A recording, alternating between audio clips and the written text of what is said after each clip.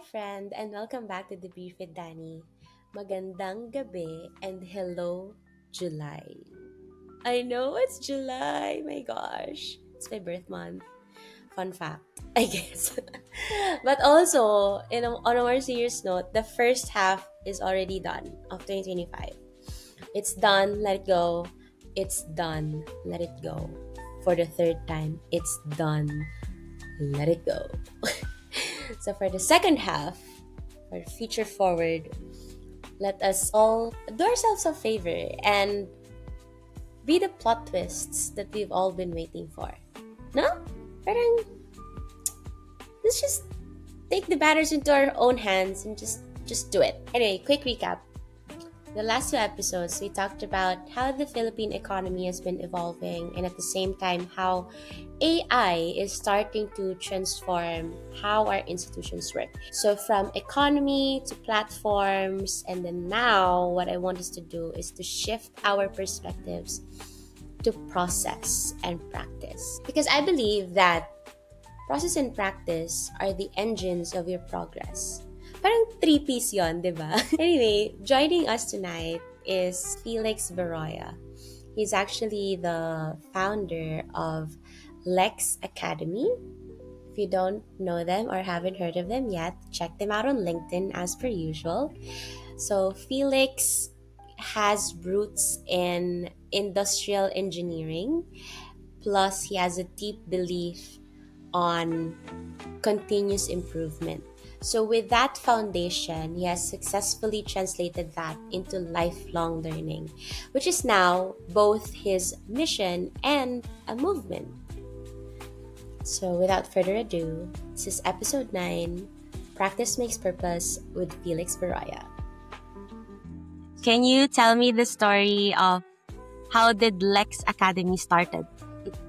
Okay, so first and foremost, good day to everyone who's listening and or watching this particular episode with Debrief with Danny. So my name is Felix Concepcion Viroya from Aslex PH Academy. I'm the founder and CEO. And I just want to share with you how we started. No? We started not as typical as a business would have started. We started as an advocacy actually.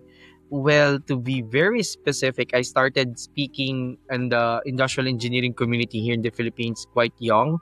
Like after graduation, I started receiving talks about industrial engineering. And because I really wanted to practice my public speaking and to be, I would say, an authority in the industrial engineering field through that particular pathway. So I've been taking a lot of talks.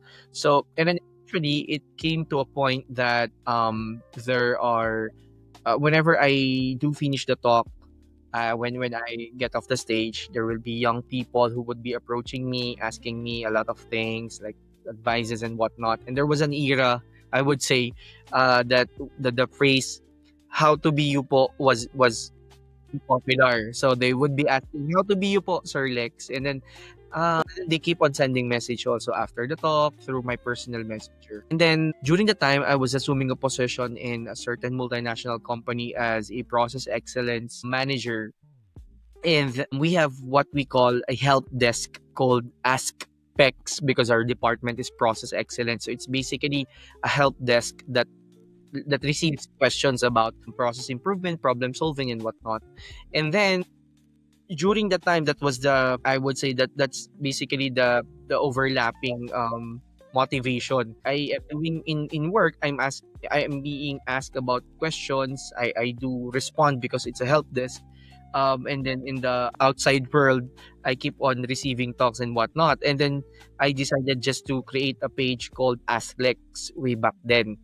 So, and then I direct all of the inquiries I do get from my speaking engagement and whatnot to that page so that I can just separate my personal and my professional account in Facebook. And then suddenly, because we had another business, and then what happened was we needed to register another business because the previous one cannot accommodate certain transactions because of the BIR, the nature of we registered the business for under BIR.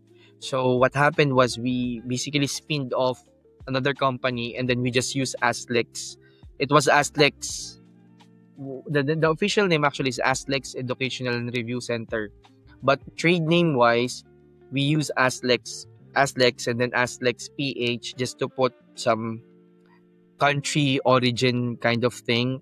But unfortunately, since there is a sounds like e-commerce platform, so we got a lot of customer complaints because of delayed packages and parcels, because Okay. it's Asklex PH. If you Mm-mm. if you can think about it, so there was Yeah. an era also about that it happened. So what we did was to add another word, which is academy, so that people would realize that, oh, this is not related to that entity and whatnot. So it becomes Mm-mm. Asklex PH Academy, and then later on we called it Alpha.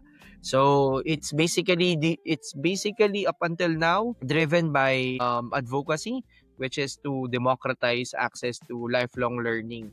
Because if you, I don't know if you're quite familiar, here in the Philippines, there is no official government institution that really encapsulates lifelong learning. Of course, there is DepEd, there Mm-mm. is CHED, Yeah. but there is, unlike in other countries, no, they do have like an institute for the government base, no. So our advocacy, no, my personal advocacy and the team's advocacy now is to really advance lifelong learning here in the Philippines. That's how we started and how we're doing it now. It's like the lifelong learning. Did you start with a specific course? Because you mentioned earlier, diba, industrial engineering, Yep, yep. process engineering, if I captured it correctly. And then, now kasi what you mentioned is lifelong learning. Naging very broad siya. Yeah, yeah, yeah. Parang, was there any like building blocks when you, Um, from well, school? yeah. Personally, me, industrial engineering related concepts and context, but for Aztecs, it's basically the Lean Six Sigma. So we started with Lean Six Sigma. I can still remember that no one really actually wants to trust me because I'm offering Lean Six Sigma way back then at a very, I would say, economic pricing during that time. You would see organizations pricing it at about maybe 10,000 to 20, even 20,000 or even more. But when I started offering it to students, I started at about maybe 2,000 or 3,000 just to compensate for all of our logistical expenses. And funny thing is that I actually got the international certification from the Council for Six Sigma certification, as I'm not quite sure if one, but probably one of the first 3 or 5 institutions here in the Philippines when I started, because I really wanted to ensure that as part of the credibility check or the due diligence that they will be making, oh, this is actually legit because they're accredited. So that happened. So that's where we started. We started with a bunch of students coming from my alma mater, but a different campus, about 80 of them. So it's kind of like 100, almost 200,000 pesos for this batch kasi 80 sila eh. So, Yeah. and then Yeah. good thing is that we had another business nga, as I mentioned. So it still operates under that business during that time. So we need money. So what happened was we just rolled it over. Pero I was very happy because we were able to pull it off. I mean the first batch of students that basically trusted me, I really gave everything that I have during that time when it comes to my knowledge and Yeah. my skills about Lean Six Sigma, and it basically rolled out to other schools, and eventually we grew Mm-mm. into doing this across Southeast Asia. Teka, so all of these things happen while at the same time you're still at your job? Yes, yeah. So that's a Ah, very good question. So that happened way back. Wait lang, I'll let me recall. 2000 mga 14, 13. I'm doing it still under the previous name before kami mag-spin off. We spinned off mm, kasi the company 2016. And then I'm yeah. still with employers during that time. We're doing it part-time. Yeah, now we're doing it part-time. And then that it was just only 2019 April, I decided to Mm-mm. go full time for the business for Aslex. And then yeah, and then pandemic happened. But all those years way back, it's all part time. So it's happening every weekend. So whenever we have clients, I always negotiate that we're gonna do it weekend because I'm employed on on Correct. the day in day out day. So Yeah, because of course I don't want to. I still have to manage. Of course, I don't want to. Oo. Take leaves, diba? It's gonna be Yeah. hard for me also. Grabe. So, full Saturdays. Oh my God. Parang nagiging Yeah, ganyan yung buhay ko ngayon. Like, that's I mean that's part of growing up eh. Sabi nga ng millennials, diba? I mean, you'll not all people. I'm not sure, but I think not all people will go through that particular period, or maybe mm, most of people will go to that particular period that you will lose your time for mm-mm. barkada, for gimmicks, for lahat-lahat na Correct. ganyan, just a portion of your time. But Correct. kasi either you're an employee, a full-time employee, very dedicated to your organization, or you're doing some Mm-mm. side hustle, trying to build something for your own or for your community and whatnot. It's gonna be the same case. Yeah. It's just a matter of Yeah. really, I would say, deciding whether where do you want to burn your weekends for. Parang ganun lang eh. Correct. Correct. Di ba? Correct.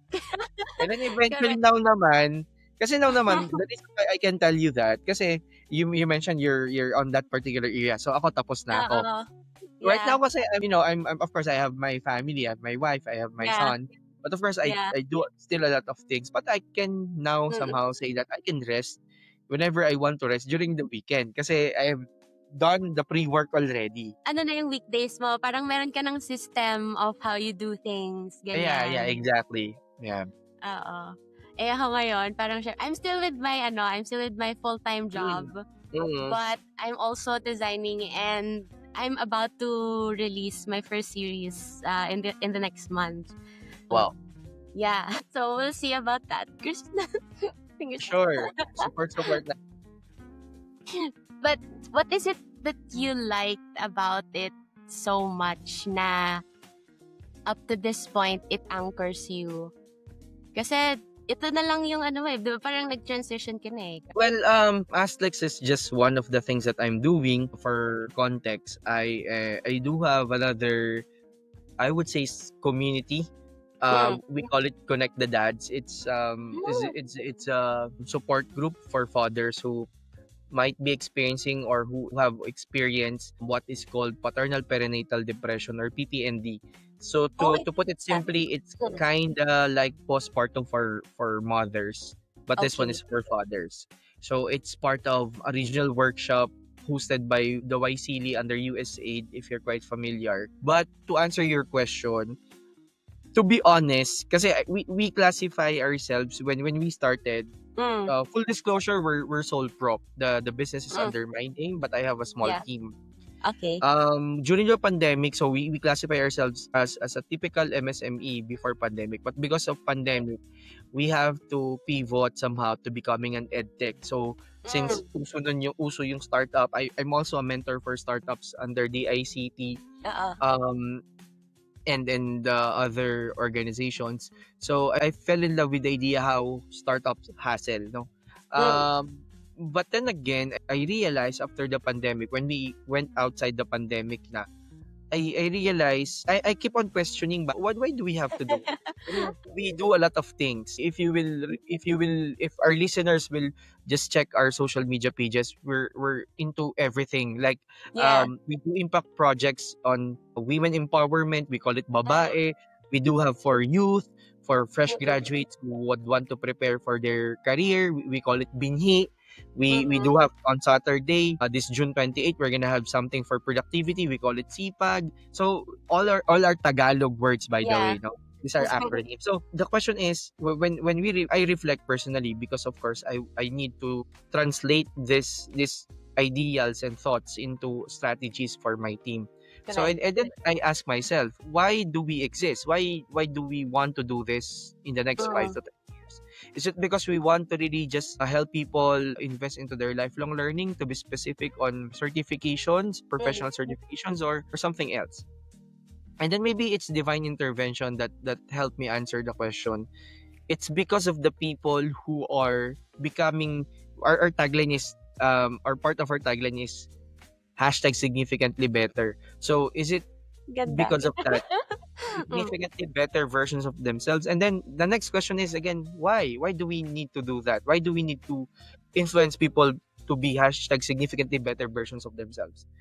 it's really because of when you help someone to become better versions of themselves, they become people that could provide more for themselves and for their loved ones. Because the stories that whenever I Mm-hmm. feel down and thinking about giving up all of this business and whatnot, there will always be Mm-hmm. either one email, one DM, one SMS, or one comment Mm-hmm. that would always remind me that they benefited significantly from the things that we're doing. Like someone who will tell me that she's been promoted and now working abroad and now can provide a lot of for the family and whatnot. Some graduated on time because of the courses that we provide for free. Some will mention that um he or she got the first job because of the certification that's in her profile, his or her profile, that is from us. So those kind of stories. So I can just say I don't want to do this anymore because I feel obliged to continue the good things that the things that Yeah, we're doing are really putting into the lives of other people that's in our community. So correct. that basically grounds me Mm-mm. to push forward in this Right. journey of So if you may call it. significantly better, and then for you, it's significant impact then. Hopefully. Mm. Actually, just to put context, no, um, it was Saturday. I got really overwhelmed because Mm. I still do a lot of talk. So I got Yeah. invited by Mapua. So Mm-mm. I got a keynote talk there about entrepreneurship and innovation. So I also told the story about Aslex, etc. And then Yeah. this old, I would say old or wise people from the alumni of Mapua, they keep on telling me they're like 80 plus in years old. They keep on Mm. telling that, "Oh, you're too young and kami ka nang na-achieve, kami nga ganito ganyan, and what you're doing is actually good." And some businessmen from the community they actually approached me because they wanted to collaborate because what I shared about what we do here at Aslex. So Yeah. that's one. And then I get to meet my mentor, the one that I shared to you the name earlier, Mm-mm. about things he's doing for his dissertation. And then before the Correct. call ends, he then reminded me that I'm doing a lot of good things, that he actually follows me on my social media. He's Mm-mm. seeing all the things that I'm doing, etc. And Yeah. like virtually patting me on the back. And then there was an interview for an international fellowship that I really eyed for, that I thought I had no chance, but Mm. unfortunately it's on a rolling basis. So there were two interviewers who again reminded me that after me sharing the story of Aztecs, that you're doing good. So again, just like what I mentioned, it could be a text, an SMS, or Yeah. an email, but this one is like really, I would say, validation that hey, don't stop, Mm-mm. push forward. There's a lot of Correct. people that's looking forward to we're gonna do next when in in this particular space, not for the money but for, I would say, for the social impact, or Yeah. for whatever we may call it. But yeah. Ako, I call those things mga either nudge or synchronicity. Wow. Mm. So parang sometimes I get those doubts. Minsan kasi naano rin ako eh. Parang, bakit ko to gagawin? Parang, why me of all people? Parang meron ako ganong Correct. questions in my head. But then, I would meet like you said, like one person or two people na parang, hey, ano na, what happened? Like, I'm waiting for this, ganyan. Oh yeah. Ganyan. So parang I'm like, okay, teka lang, gagawin ko na po. Yeah, I have those kind of experiences. I always confide with my wife kasi Yeah, parang pag sabi ko sa kanya, syempre siya yung immediate support system ko. Sabi correct. ko sa kanya, Kathy, parang nababago na ako. Sabi ko parang wala naman nangyayari eh. Kasi yun nga eh, parang I don't know if you've experienced this, but here in the Philippines, there will be a lot of people who would tell you that you're doing good, etc., etc. But when you need support, you cannot find these Yeah. people.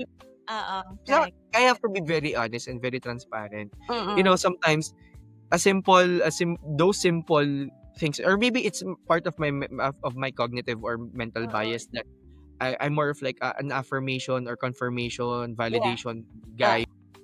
somehow kasi it basically gives me the energy, the refreshed Correct. vibe na parang, okay, okay yan, sige tuloy mo lang, ganyan, parang gano'n, no? Correct. And but most of the time nga, as I mentioned, hindi mo naman din makita sa lahat yung sinasabi nilang they would support. Kaya laging, you would find me not ranting, but really posting something about support most of the time from time to time in my social Yeah. media, just to let people know that if you find what other people that are what they're doing is really good for the community, if you think that it benefits Yeah. other people, then just a simple share, a simple comment, or a simple, I don't Yeah. know, Correct. for whatever mechanism you could do or provide to help and support, that would mean a lot. I agree. Especially on the support side, because I am also a words affirmation person. But then sometimes I have to also balance or ground it with an action din kasi para reality check, diba? Yep, So, yep. aligned with you on that one. So, you have how many years now of experience in this, 2019? We've been running more than 10 years under the old name, but we could say maybe average of 10 kasi parang yung sa under dun sa old and then yung spin-off. Mga around Right. 10. So, in those 10 years, I'm sure you've seen progress and evolution of it already. Today, though, when you look at the landscape, what are the gaps that are still yet to be filled? Is it noticeable? Is it... Well, probably here in the Philippines, if I may speak, no, I'm not an authority, no, I am just, I would say, an advocate of lifelong learning. But just so you know, we've been in contact with the UNESCO Institute of Lifelong Learning to really have some sort of recognition that there is something that's being done on a national scale here in the Philippines, because there's right now, a couple of years ago, we're now on the 4th year, we started the Philippine Lifelong Learning Conference. This is a conference that we initiated to gather the lifelong learners across the country to celebrate all the things that they have done by far in the space. So we still don't have someone who champions this, no, from the government, as I mentioned. So what we did was to put that this annual event, of course, that's gonna be backed up with ASLEX kasi we don't have funds, diba? So it has to be backed up by some entity. So that's gonna be us for the meantime. And then we also I founded the Philippine Institute of Lifelong Learning, but it was like soft launch during one of our one of the Philippine Lifelong Learning Conference that we hosted. So what I can say is the frameworks. My studies actually for PhDs actually align also to this, like identifying factors that motivates or drives Filipinos to invest in lifelong learning. So that's my second paper that's yet to be published, hopefully in the next coming months. So what's lacking is the framework, probably an official framework that we can use either for academia, for the industry, because if you will look into the strategic objectives of both academe and the industry, lifelong learning has been integrated already to those objectives, okay, those mandates. The World Economic Forum a couple of years ago don't have lifelong learning in the list of top 10 skills, but now lifelong learning is part of the top 10 skills of the future, along with curiosity in the same spot. So they were like considered as one. Lifelong learning way back then is just, I would say, buzzword for professional development, continuous professional development. But now it's now considered to be a skill.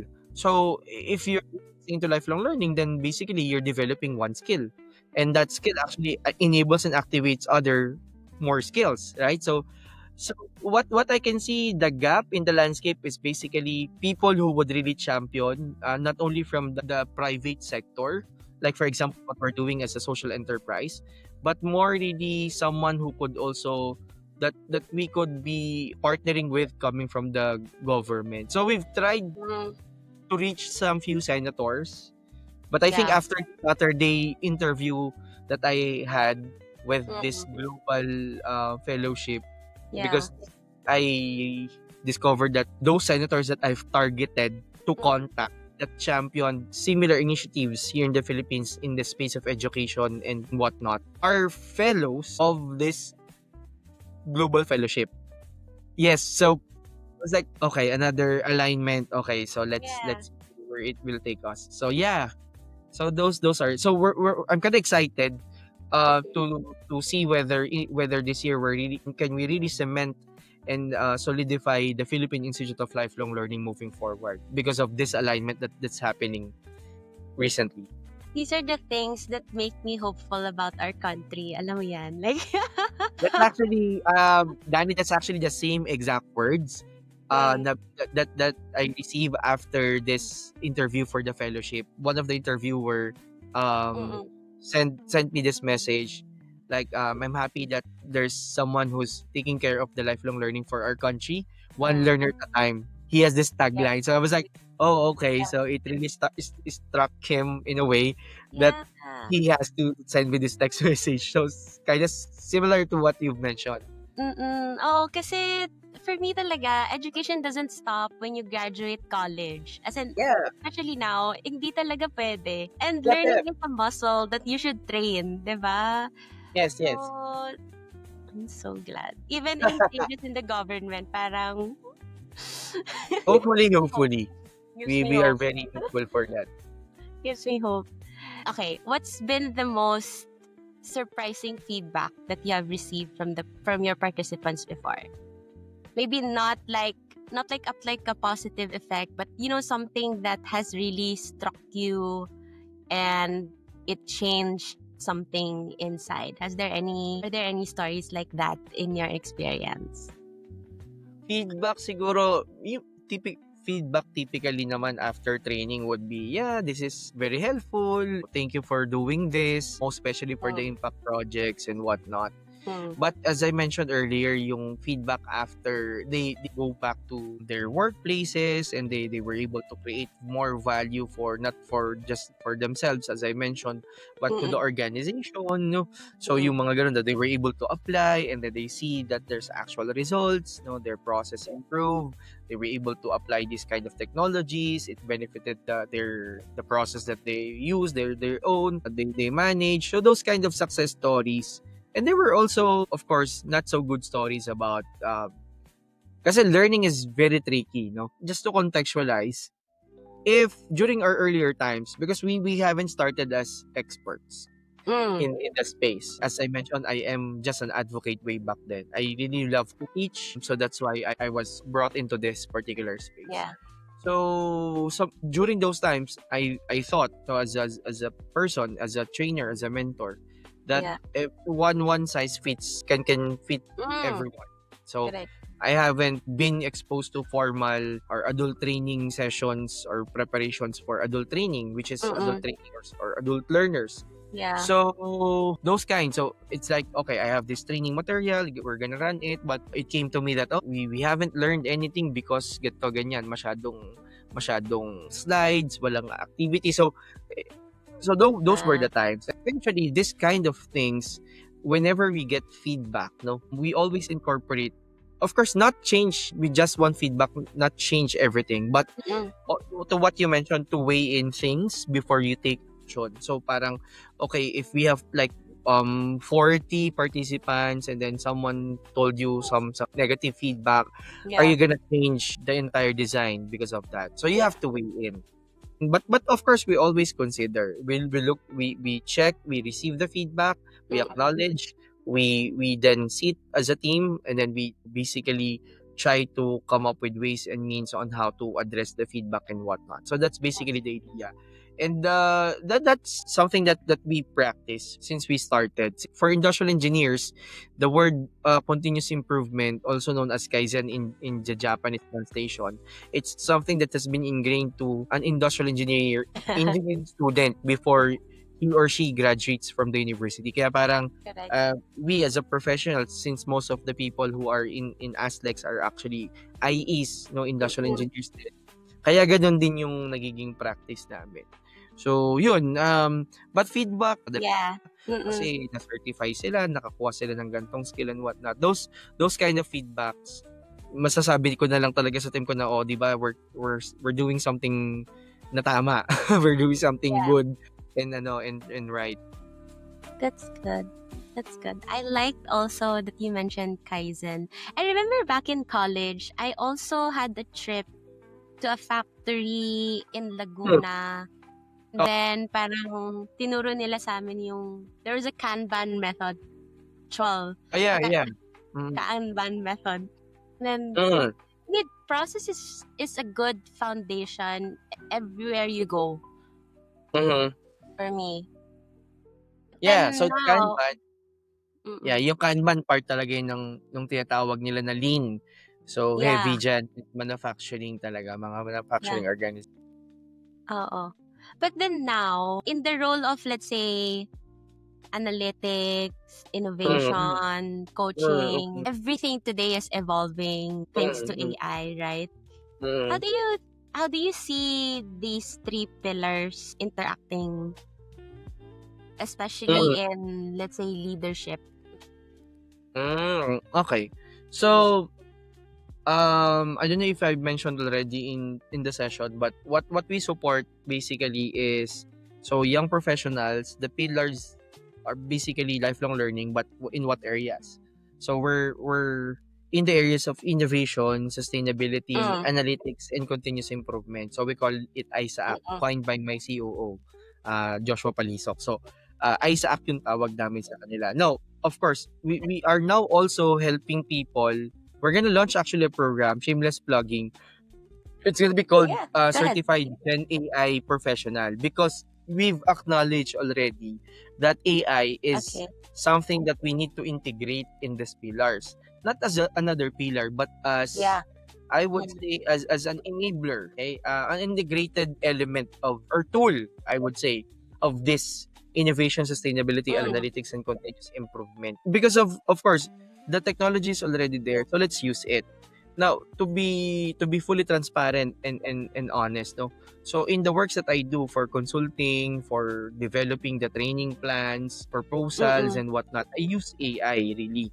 Because, for example, if we have a client that's not within our space, for example, a new client mm, that we're gonna onboard, so how should I prepare for the use cases? Because the things that we yeah. teach from those pillars are, I would say, they're industry agnostic. So kahit saan pwede naman yan. Pero of course you have to contextualize when you start training Correct. them, when you start mentoring them, their leaders and Correct. whatnot. So that's how we incorporate the use of AI to make sure that we can contextualize the content Mm, and of course the services that we offer to our partner or our clients. Now when it comes to leadership, I always tell the leaders that I was able to talk to, no, and I would say mm, level with, is that we have to really adapt on the tools that are emerging in this landscape. Else, mm,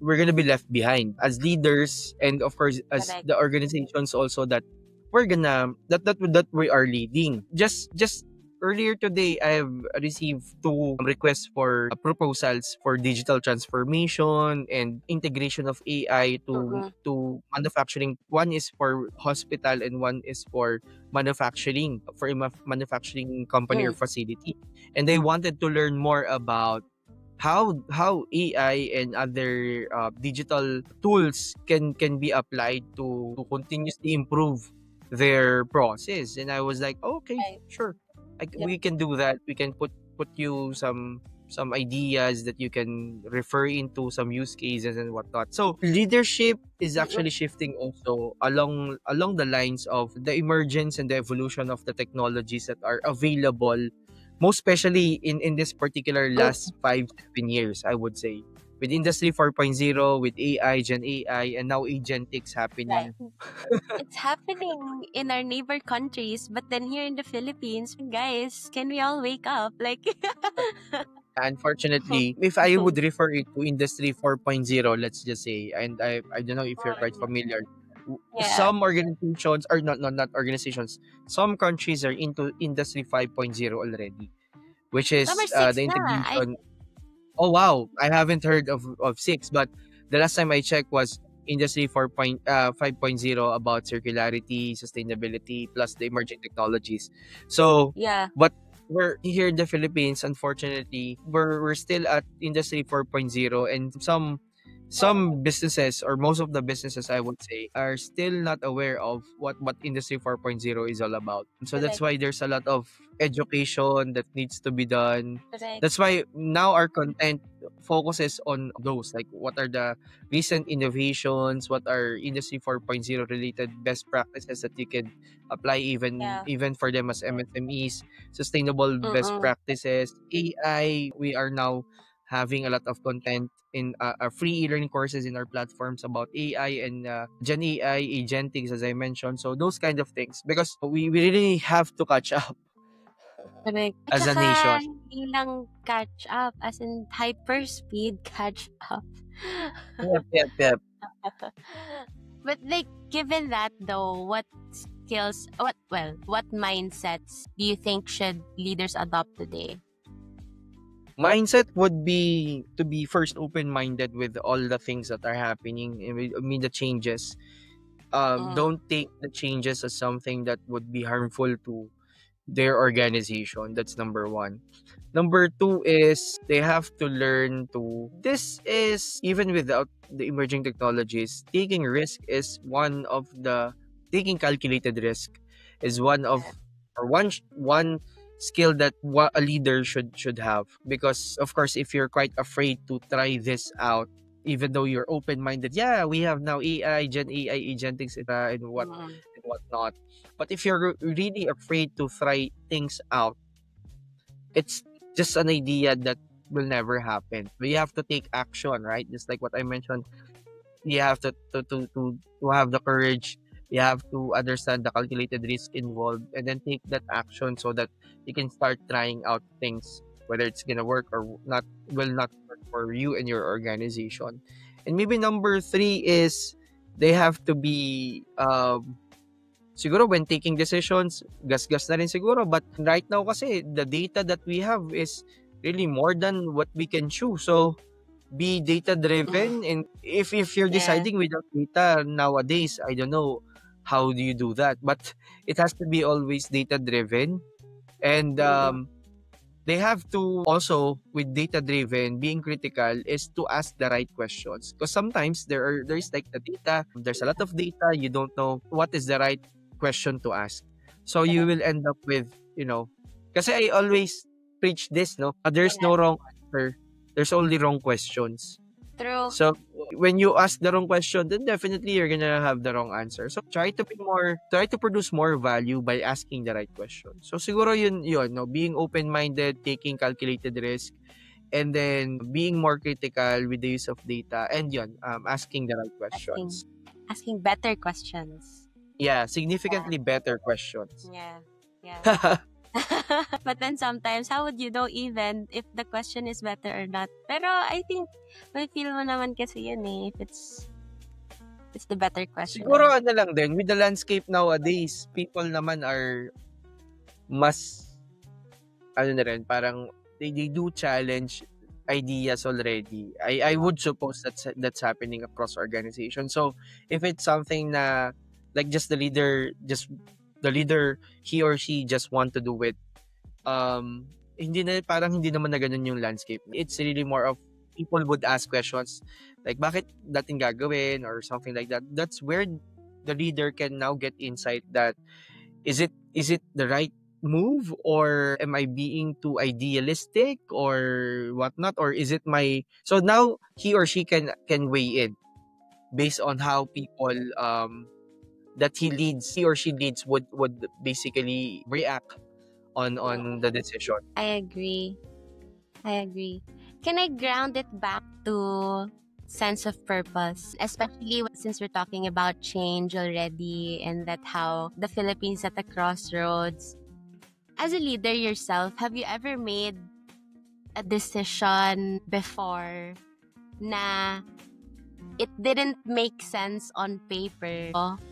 It felt very much aligned with your purpose or with what you're advocating for.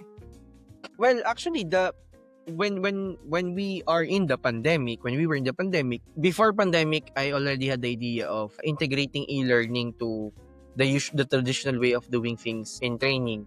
So because I told the team that when I was still a student, I actually started doing or taking Coursera. It was 2010, 11. And Mm. then fast forward, pandemic was what, 2019, 20. So I told them we're using off the shelf way back then, and then we don't have much projects. So I convinced my team. Actually, my wife is one of the core team member, and then my CEO, and then we're actually just three. Mm. So I convinced Yeah. them we don't have projects way back then. We have a little amount of money in our bank. I told them let's invest this, like it's just 250 or so thousand pesos Mm. in creating our own LMS, the one that we can call our own, Yeah. not off the shelf.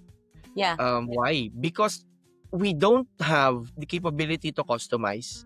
Unlike Mm. if we start from, it's not a stock developed it's more of like WordPress with a lot of plugins for elements, because it's the only MVP that we can do with the budget that we have. Yeah. So it happened. So Yeah. at first, even me, I'm not convinced that it's gonna take off as a Mm-hmm. business model. Why? Because there's already the giants. There's Coursera, there's Udemy, there's EDX. But when I go back to that point, it's not because of the business model. It's because again of the impact. If we Mm. do this, because during the time there's a lot of students, most especially students, they don't know how to complete their requirements for school, especially the internship, because they can't do internship. No one will allow students to go outside for internship, of course. Yeah. But we started a webinar series, and then we call it Alpha TV, and then because all of organizations are doing it, right? So Mm. of course we have ventured also in the same. But when we receive responses from these students and even school administrators Yeah. thanking us about doing these webinars, and they get free e-certificates after the Mhm. webinar, so they use it as an equivalency for the number of hours that they need to render for their internship. So they still graduated on time. And Yeah. then there's a lot, we haven't thought about that. I mean, we were just okay, Mm. let's put something. And then what Yeah. the idea of the LMS came into mind when there's a lot of students approaching us asking for a replay or something Uh. similar. And then I told the team, since they're asking for something that's similar to a replay, why not just curate the recording into an e-learning? Mm-mm. That's where the need for a customized LMS comes into the picture. And then I just told them that we can still use this as our own LMS for our premium programs, the ones that we of course get revenue from. And then that happened. The MVP, as I mentioned, it's WordPress plus a lot of plugins. Yeah. We had like 3,000 to 5,000 learners there. And then I can still remember 2022 or 23. Yeah. I think 22. I am in Malaysia during the time. I'm from my room. I am actually staring at the Twin Tower because I can Mm. clearly see it from my Yeah. hotel room. I receive a call from my COO, and they're like panicking because the MVP that Mm. has about 5,000 or more learners keeps on crashing, and not only the free courses that the learners are taking, of course they have to understand that they're not paying for anything. So Yeah. we can just apologize, but because there are also paid clients Yeah. using the platform, experiencing it, because Yeah. there's a surge of people using it. Yeah. So that's now the good problem. So from that MVP, we had our our 1.5 version. We try to somehow get another server or something like that. And Yeah. then we decided to put more money, like about 2 million pesos based on the development cost. So 2023, when we Mm. started doing the version 2, which is now from it's stock developed already. So Yeah. it's kind of neater, it's faster and whatnot. So Great. yeah, and it still makes sense up until to this point, even though at first I just wanted to, put something Yeah. out there and then just see what's gonna happen, because it's not too much of a risk, I would say. Correct. 200,000 during that time is big, is it's a big amount of money for us, Mm-mm. for maybe not only for me but for people who are struggling during the pandemic. But I thought Yeah. there's something that we can actually gain from it. So that happened. Now we have 25,000 learners in our platform. We Yay! have 175 free e-learning courses in the Mm-mm. platform. It's not as much as what big uh our giants have in the Uh-uh. space. But I am proud to say that there's a lot of, effort, there's a lot of volunteerism from, because we don't pay our mentors that gives the free e-learning courses. It's really from their willingness to share. But at the end of the year, what we do is we somehow put some portion of the money that we generated from the the revenue generating part of the business as a social enterprise Yeah. as a pool of, parang a prize pool. So for example, Yeah. we have, like, say for example, 1,000 people who completed the courses, and then, like, for example, for my course I have 100 people who have completed it out of 1,000. So 10% of the completers are from my course, let's say. So let's say we put Yeah. 100,000. 10% of 100,000, I will get it, Correct. para the Yeah. immediate month after of the new year, let's say for example January or February. Mm. So that's how we try to incentivize naman, no, the mentors Yeah. that basically gives their time and Great. effort contributing free e-learning courses to the Mm-mm. well, we have a project name pala, by the way. It's called Project Eskwela Juan. So parang eskwelahan pero eskwela Escuela Juan, that's one, the as correct. in number one. Juan as in Juan the Juan, like Filipino, the Juan yeah. de la Cruz. Yes, the Juan de la Cruz. Yeah, that's I love it.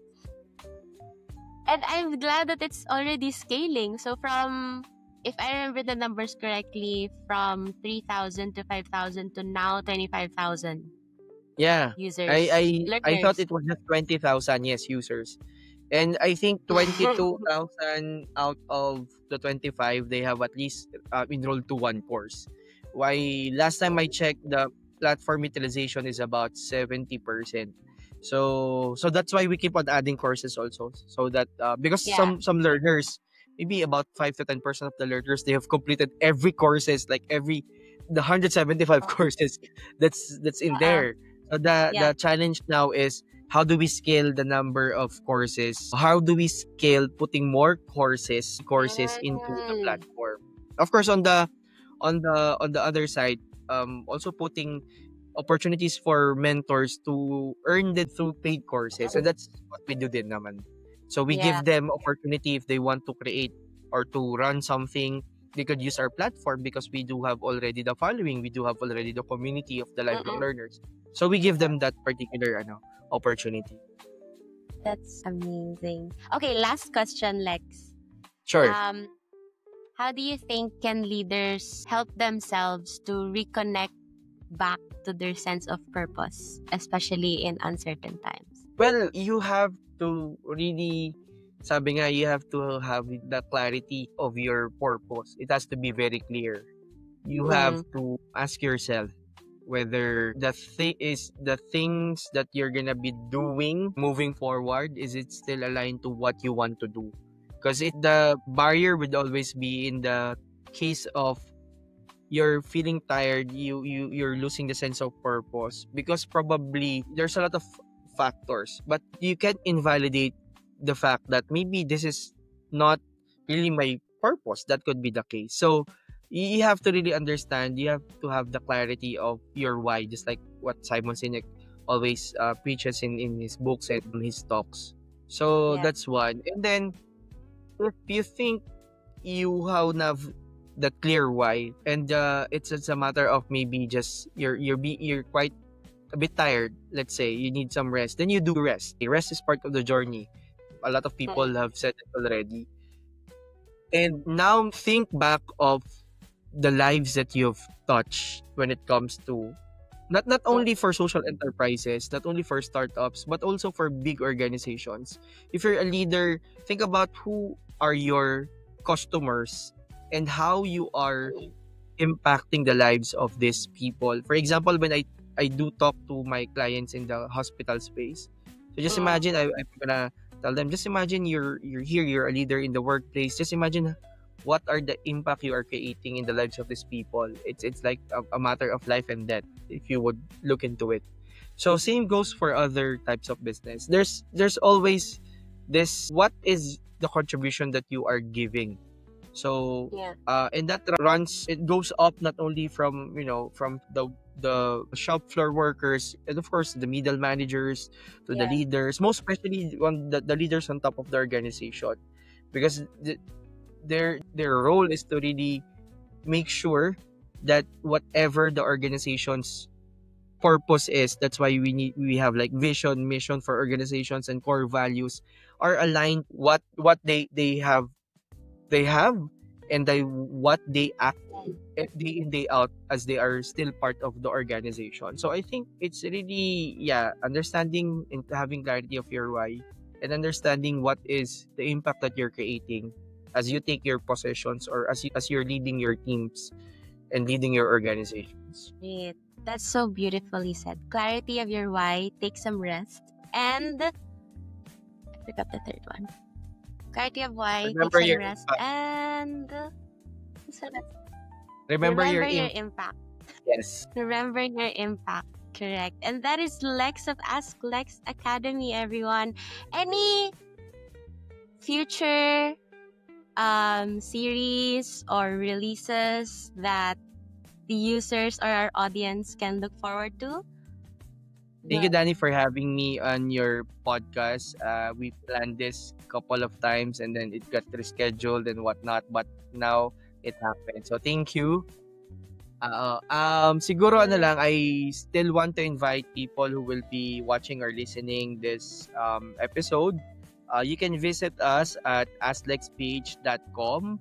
There's a lot of 4 courses that you can take as a learner and as a mentor. We call them mentor. If you want to contribute to what we're doing in the lifelong learning space here in the Philippines to help us advance and to make it more accessible and sustainable, you can reach out to us. There's a contact form in our website, or you can just send a message on our social media pages on LinkedIn, Facebook, and Instagram.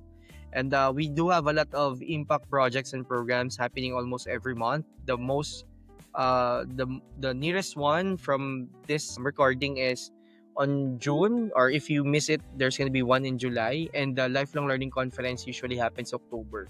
So that's happening hybrid. And yeah, shameless plugging. So I've released my Go book. ahead.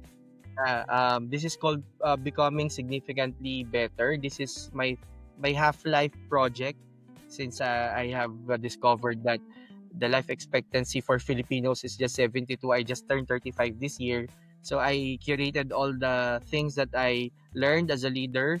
So Becoming Significantly Better gives you a practical guide to personal and professional leadership excellence, covering 3 facets: leading yourself, leading others, and leading organizations. So this is a compilation of stories, frameworks, models that I have used and still using up to this point, why I am in this particular siguro juncture of my life. So if you can support, you can visit my social media pages. I post a lot about this book.